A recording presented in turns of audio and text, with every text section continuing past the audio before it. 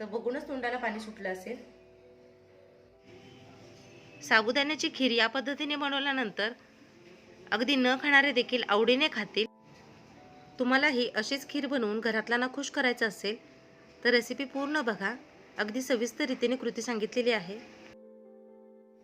Praise the lord, bless food रेसिपीमध्ये आपणा सर्वांचं खूप मनापासून स्वागत।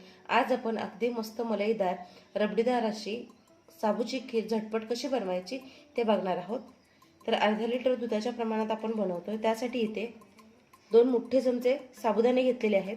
साबुदाण्याचं प्रमाण थोडं कमी जास्त झालं तरीही चालेल, पण दुधाच्या अंदाजे तितकं साबुदाणे घ्यायचे आहेत।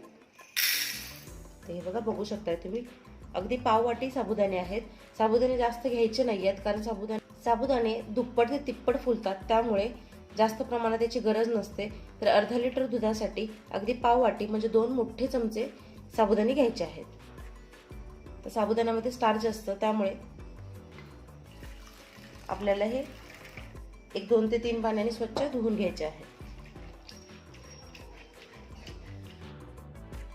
तर बघू शकता तुम्ही, साबुदाण्याचं जे काही पांढरट पाणी आहे म्हणजे स्टार्च आहे ते जाईपर्यंत 2 ते 3 पाण्याने हे धुवून घ्यायचं आहे।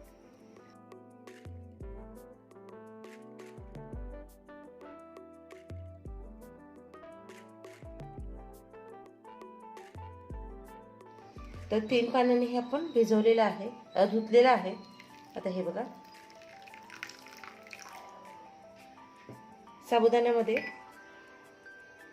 साबुदाणे पूर्ण बुडलेले आहेत, इतकं पाणी घातलेलं आहे। आता हे आपण जवळपास 1 तासांसाठी भिजवून घेणार आहोत। अगदी इमर्जन्सी असेल तर 20 ते 25 मिनिटं भिजवलं तरीही चालतील, पण शिजण्यासाठी त्याला जास्त वेळ लागतो।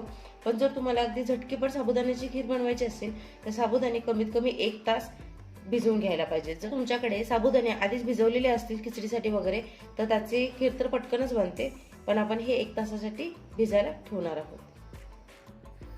हे पहा, 1 तास झालेला आहे आणि साबुदाणे छान मस्त टमटमीत असे फुगलेले आहेत। तर ते इमर्जन्सीमध्ये हा एक बेस्ट ऑप्शन आहे की झटपट साबू भिजतात। गॅसवर एक भांडं ठेवलेलं आहे, म्हणजे स्टीलचा पॅन ठेवलेला आहे। यामध्ये 1 चमचा तूप घालायचा फक्त। तर हा माझ्याकडे अगदी छोटा मिनी चमचा आहे, ते 2 घातलेले आहेत। 1 चमचा तूप घालायचं आहे। तर हे मस्त साजूक घरगुती तूप आहे। तूप चांगलं गरम झालेलं आहे।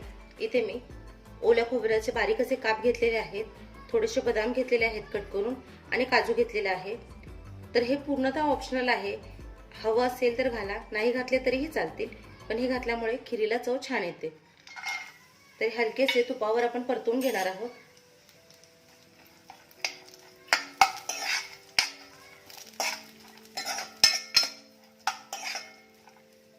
ड्रायफ्रुट्स घातल्यामुळे खिरीचा रिचनेस वाढतो, खिरीला चव छान येते। पण अगदी साध्या पद्धतीने देखील खीर करता येते, त्यामुळे आधीच सांगितलेलं आहे, जर तुमच्याकडे ड्रायफ्रुट्स असतील किंवा तुम्हाला आवडत असतील तरच घाला, नाही घातले तरीही चालतील।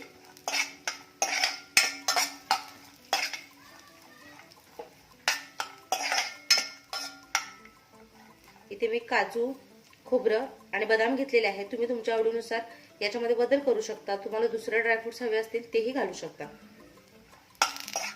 हलकेसे परतून घेतलेले आहेत। आता हे आपण काढून घेणार आहोत।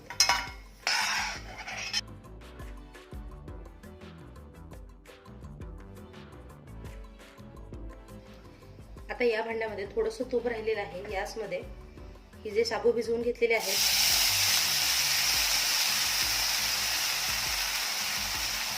ते हलकेसे परतवायचे।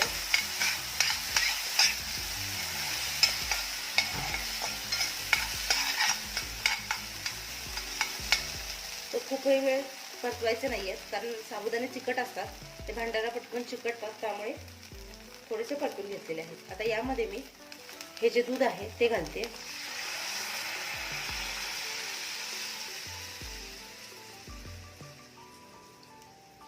तर कच्चं दूध घ्यायचं नाहीये, गरम करून घेतलेलं दूध घ्यायचं आहे। गरम म्हणजे उकळतं किंवा गरम गरमच पाहिजे असं काही नाहीये, पण कच्चं दूध घ्यायचं नाहीये, जे आपण तापवून ठेवलेलं दूध असतं ते घ्यायचं आहे। तो दुधावर साई होती त्याच्याकडेच मी घेतलेला आहे। त्यामुळे काय होईल की खीर आपली छान मस्त मलईदार घट्ट होईल. ते बघा लगेचच साबुदाण्यांचा रंग बदलायला सुरुवात झालेली आहे. मध्यम आचेवर हे छान शिजवून घ्यायचं आहे आणि खीर अशी सोडून द्यायची नाहीये, तर मध्ये मध्ये चमच्याने ढवळत राहायचं आहे. 2 ते 3 मिनिट असंच ढवळत हे छान शिजवून घ्यायचं आहे. दुधाला छान उकळी येते आणि हळूहळू खीर घट्ट व्हायला सुरुवात झालेली आहे. बघू शकताय तुम्ही 3 ते 4 मिनिट झालेले आहेत आणि दूध देखील आपलं बऱ्यापैकी आटलेलं आहे आणि खिरीला घट्टपणा आलेला आहे. आणि हे पहा साबुदाणे ट्रान्सपरंट दिसत आहेत, म्हणजे पारदर्शक दिसत आहेत. हे पहा म्हणजे साबुदाणे परफेक्ट शिजलेले आहेत. आता या स्टेजवर काय करायचं आहे, साखर घालायची आहे. तर 4 मोठे चमचे म्हणजे अर्धी वाटी साखर घातलेली आहे. तुम्हाला कितपत गोड आवडतं त्यावर साखर तुम्ही कमी जास्त देखील घेऊ शकता, पण ज्या प्रमाणात खीर बनवले त्यासाठी 4 मोठे चमचे म्हणजे अर्धी वाटी साखर घातलेली आहे. साखर आधी घालायची नाहीये, कारण यामुळे काय होतं साबुदाणे शिजत नाहीत. त्यामुळे नेहमी साबुदाणे शिजल्यानंतरच साखर घालायची.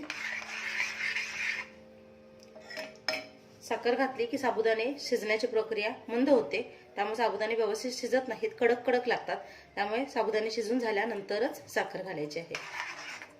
तर साखर घालून ती छान वितळेल तोपर्यंत पुन्हा शिजवून घ्यायचं आहे.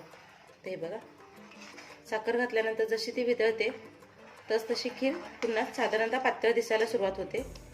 हे बघा हे पहा अगदी 1 मिनिटभर छान शिजवून घेतलेली आहे. साखर पूर्णपणे वितळलेली आहे आणि हे पहा खीर अगदी परफेक्ट झालेली आहे. आता सगळ्यात शेवटी जे आपण ड्रायफ्रुट्स तुपावर परतून घेतलेले आहेत ते घालायचे. मी गार्निशिंगसाठी थोडेसे ठेवते बाजूला. हे बघा इतके ठेवलेले आहेत, बाकी यामध्ये घातलेले आहेत. तर किती सुंदर खीर दिसते ते बघा. आता यामध्ये मी केसर आहे जे दुधात भिजवून घेतलेलं, हे देखील पूर्णतः ऑप्शनल आहे. असेल तर घाला, नाही घातलं तरी चालेल, पण केसरमुळे रंग छान येतो त्यामुळे मी ते केसर घालत आहे. इथे देखील थोडंसं केसर ठेवणार आहे मी.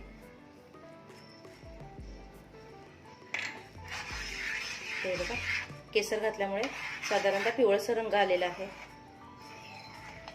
आणि खीर काय सुंदर दिसते ते बघा. अशा पद्धतीने ज्यावेळेस तुम्ही खीर बनवाल तर उपवास नसताना देखील अगदी रोज बनवून खाली इतकी सुंदर होते. मोठे तर मोठे, पण लहान मुलं देखील अगदी आवडीने खातील.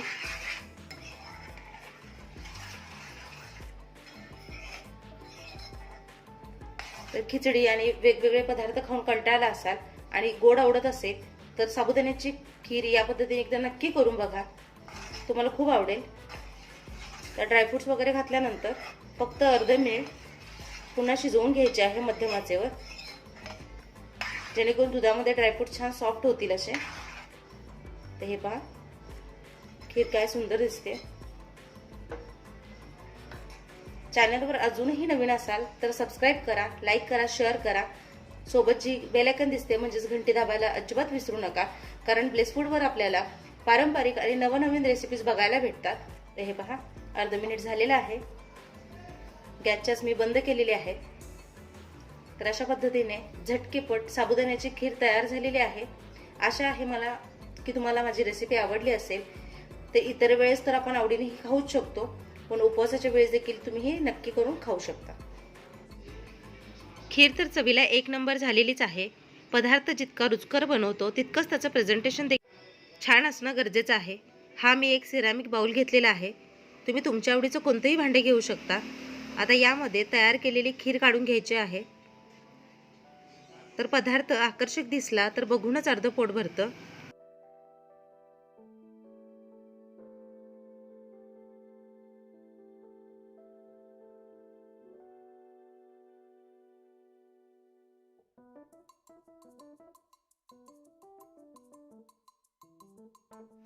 खीर बाउलमध्ये घातलेली आहे.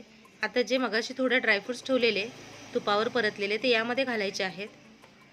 तर बघा खीर किती छान दिसते आणि चवीला देखील तितकीच भारी झालेली आहे.